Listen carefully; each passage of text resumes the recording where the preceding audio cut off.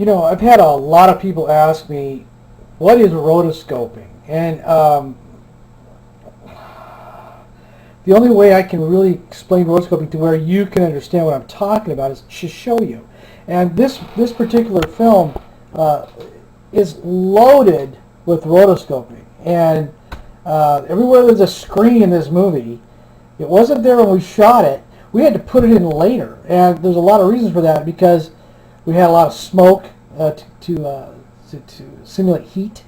And because of that, it played with the monitors. And at first the monitors had real images in them. And when we went ahead and started trying to, you know, we paid a lot of money for all these monitors laying around everywhere, and small ones, big ones, you know, whatever. And when you start throwing this smoke over it, you can hardly see them. So we had this real problem at this point. So then we went ahead and put blue in them, so we could just, you know, blue screen them out. Some of them we could actually do that with if the smoke was low, and you know, we could get away with it.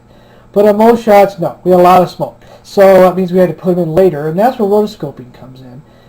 You'd actually take a graphic of the item and put it where the screen would be, and then you have to manipulate that around as somebody walks in front of the screen. You know, you have to make it disappear and come back. So it'd be better for me to go ahead and actually show you how it's done. So what I'm going to do, I'm going to show you right now. So I'm going to turn around to the screen, so I might bump it around a little bit, and so you can kind of see what's going on. Now this is Christine Springer. She is she's my lead actress in this particular movie, and she did a fabulous job. And as you can see, there's a graphic over here, and if you move her over a little bit, you'll see there's one over here too. So our major concern is to be able to make it look like that little screen there is disappearing, because this is put in later. You know, I can show you this. You know, just by, let's see if I can turn one of them off here. You can see what I'm talking about. See, when that's gone, you can see there's a blue area right here, and that would be typically, we would use the blue, like a blue screen process, and go ahead and put the screen in there itself. But because of the light and the refraction and everything that was going on in there, it wouldn't work. So we had to blue screen. So we went ahead and we had to put these in later. So once they're put in, they're placed right in the right spot, and put a little glow on it, and there you've got a monitor. You can see one over here. But now you've got a problem. What happens if she walks in front of that monitor?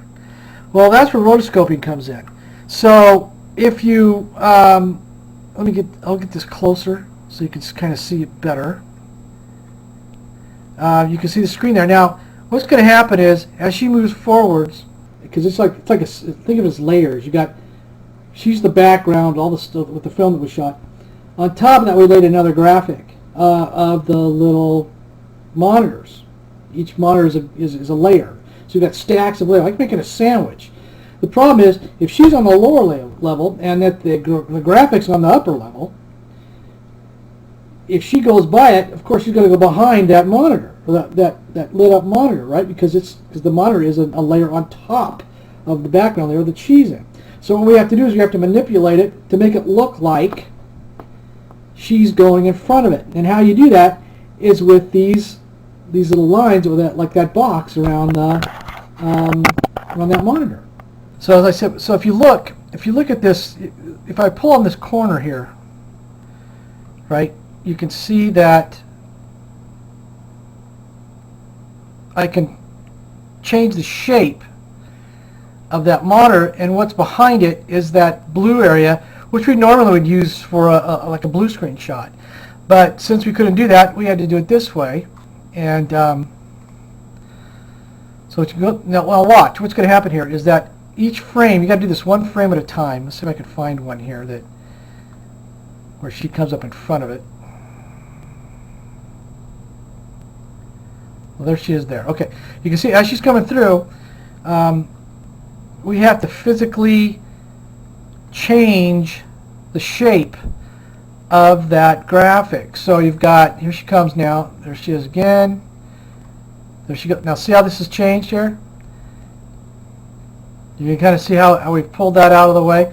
And what we're doing is sort of like folding over a piece of paper to make it look like she's going in front of that monitor.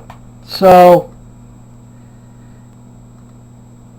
take it all the way through, and then you can see right here that she's past it. Now the actual graphic is laying on top of her right here. But since this is the window that shows that, and the window's over here instead of where the graphic is, it's disappeared. So now we would get ready for where it's going to move over from there to over here, because the next shot, the next part of the shot is she's going to be passing it. So see how it's gone over, it set itself up.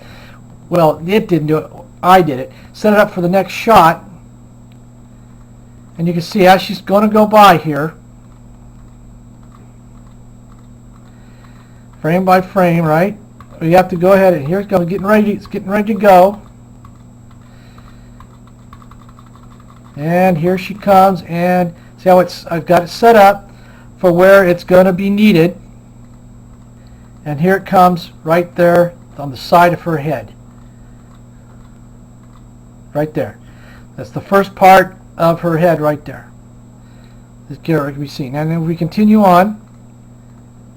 We can see it, each frame, as she turns her head, and it fills it in nicely to make it look like she is in front, when actually in actuality she is not.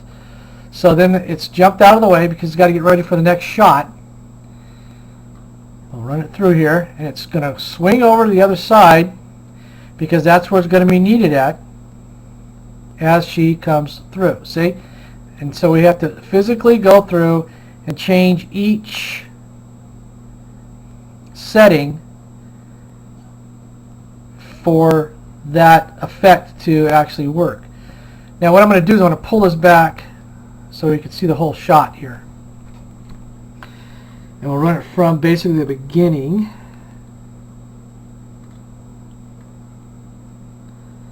And the beginning is, and she comes up in the dark. And the only thing we can see, if you notice, is the two graphics of the monitor. So let's pull it on. We'll let it run through. When she comes up, the lights are going to come on, because we made it so that it turns on when she goes up there.